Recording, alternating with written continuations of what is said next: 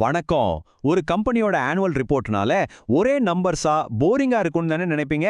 ஆனா அந்த நம்பர்ஸ்குள்ள ஒரு பெரிய குளோபல் கம்பெனியோட முழு கதையே அடங்கியிருக்கு. வாங்க இன்னைக்கு கேபிஆர் மில்லோட அந்த ஆனுவல் ரிப்போர்ட்டை அலசி ஆராய்ஞ்சு அவங்களோட கதையை தெரிஞ்சுக்கலாம். முதல்ல இந்த மேப்பை பாருங்களேன். கேபிஆர் மில் நம்ம இந்தியால இருந்து கிட்டத்தட்ட 60க்கும் அதிகமான நாடுகளுக்கு ஏற்றுமதி பண்றாங்க. யோசிச்சு பாருங்க, அமெரிக்கால இருந்து ஆஸ்திரேலியா வரைக்கும் உலகம் முழுக்க அவங்களோட ப்ராடக்ட்ஸ் போயிட்டு இருக்கு. இது சும்மா சாதாரண விஷயம் இல்ல. அப்போ இத பார்த்த உடனே நமக்கு ஒரு கேள்வி தோணும்.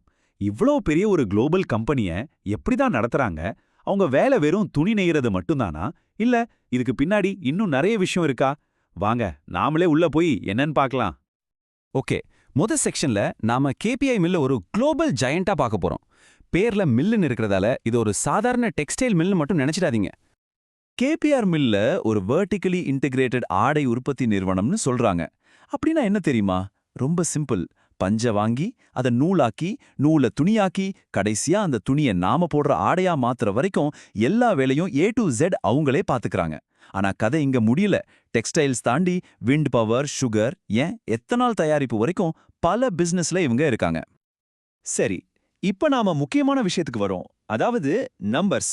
எந்த ஒரு கம்பெனிக்கும் உண்மையான ரிப்போர்ட் கார்டு எதுனா அது அவங்களோட ஃபினான்ஷியல்ஸ் தான். ஸோ 2024-25ல கேபிஆர் மில்லோட பர்ஃபார்மன்ஸ் எப்படி இருந்திருக்குன்னு ஒரு குவிக் லுக் பார்த்துடலாம். முதல்ல பார்க்க போறது டோட்டல் இன்கம்.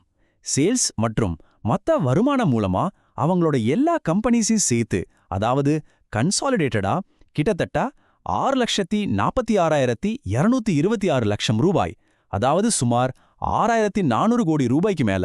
சும்மா யோசிச்சு பாருங்க, எவ்வளோ பெரிய அமௌண்ட். இந்த மொத்த வருமானத்துல எக்ஸ்போர்ட்ஸ் மூலமா மட்டும் எவ்வளவு வந்திருக்கு தெரியுமா? கிட்டத்தட்ட 2,500 கோடி ரூபாய்க்கு மேல. இப்ப புரியுதா நாம முதல்ல பார்த்த அந்த உலக வரைபடத்தோட முக்கியத்துவம்? அவங்களோட குளோபல் பிசினஸ் எவ்வளோ ஸ்ட்ராங்கா இருக்குன்னு இந்த நம்பர் தெளிவா காட்டுது. சரி, வருமானம் பார்த்தாச்சு. எல்லா செலவுகளையும் டாக்ஸையும் கழிச்சதுக்கு அப்புறம் கடைசியா அவங்க கையில நின்ன நிகர லாபம், அதாவது ப்ராஃபிட் ஆஃப்டர் டாக்ஸ், சுமார் 815 கோடி ரூபாய். இதுதான் ஒரு கம்பெனி உண்மையிலே எவ்வளோ சம்பாதிச்சிருக்குன்னு காட்டுற அந்த முக்கியமான ஃபைனல் நம்பர். ஓகே, இந்த பெரிய பெரிய நம்பர்ஸ்லாம் எங்க இருந்து வருது? கேபிஆர் மில்லு எப்படி பணம் சம்பாதிக்கிறாங்க? அவங்களோட பிசினஸ் இன்ஜின் எப்படி வேலை செய்யுதுன்னு கொஞ்சம் டீப்பா பார்க்கலாம் வாங்க.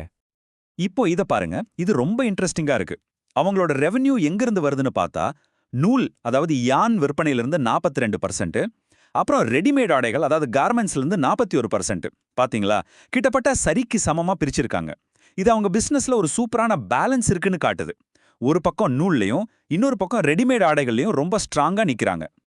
நாம் போன ஸ்லைட்ல பார்த்தோமே, அந்த 41% ஆடை பிரிவு, அது இதுதான் அவங்களோட சொந்த பிராண்டான ஃபேசோ. நீங்க கூட கடைகள்லையோ இல்ல ஆன்லைன்லயோ அதை பார்த்துருக்கலாம். இந்த மாதிரி ஒரு கன்சியூமர் பிராண்ட் மூலியமா தான் அவங்க டைரக்டா நம்மள மாதிரி கஸ்டமர்ஸ் கிட்ட வராங்க. ஆனா அவங்களோட பிசினஸ் வெறும் டெக்ஸ்டைல்ஸோட நிக்கல. நாளைக்கு டெக்ஸ்டைல் இண்டஸ்ட்ரியில ஏதாவது ஏற்ற இறக்கம் வந்தா அது சமாளிக்கணும் இல்லையா? அதுக்காகவே அவங்க sugar mills, ethanol, power plants, wind மில்ஸ்னு பல வேற வேற துறைகள்லயும் இன்வெஸ்ட் பண்ணியிருக்காங்க. இதுதான் அவங்கள ஒரு டைவர்சிஃபைடு, ஒரு பெரிய கங்க்ளாமரேட்டா மாத்துது. ஒரு கம்பெனியோட வெற்றிங்கிறது வெறும் லாப கணக்குல மட்டும் இல்ல, அது இந்த சமுதாயத்துக்கும் நம்ம பூமிக்கும் என்ன செய்துங்கிறதுலயும் இருக்கு. வாங்க இப்ப அந்த பக்கத்தை புரட்டி பார்க்கலாம். 90%. ஆமாங்க, அவங்களோட ஆடை பிரிவில் வேலை செய்யறவங்கள 90% பேர் பெண்கள். இது வெறும் ஒரு ஸ்டாட்டிஸ்டிக்ஸ் கிடையாது, இது விமன் எம்பவர்மெண்ட்காக அவங்க எடுக்கிற ஒரு மிகப்பெரிய படி. சுற்றுச்சூழல் பாதுகாப்புலையும் இவங்க சும்மா இல்ல. அவங்களோட சஸ்டைனபிலிட்டி ஸ்ட்ராட்டஜில 4 முக்கியமான விஷயங்கள் இருக்கு. 1, 100% ரினியூவபிள் எனர்ஜிக்கு மாறணும். 2, ஜீரோ லிக்விட் டிஸ்சார்ஜ், அதாவது ஃபேக்டரி கழிவு நீரை சுத்தமா வெளியேற்றக்கூடாது. 3, 2 லட்சம் மரங்களுக்கு மேல நடுறது. 4, நிலக்கரி பயன்பாட்டை முழுசா நிறுத்துறது. இதெல்லாம் ஒரு பெரிய கமிட்மெண்ட் இல்லையா? சரி, இதெல்லாம் இப்ப நடக்கிறது. இனி எதிர்காலத்தை பத்தி பார்க்கலாம். இந்த கம்பெனி அடுத்ததா எங்க போகுது?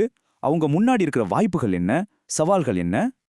ஒரு பக்கம் பாத்தீங்கன்னா, நம்ம அரசாங்கம் இந்திய ஜவுளித்துறைய 2030க்குள்ள $100 பில்லியன் இண்டஸ்ட்ரியா மாத்தணும்னு ஒரு பெரிய இலக்கு வச்சிருக்காங்க.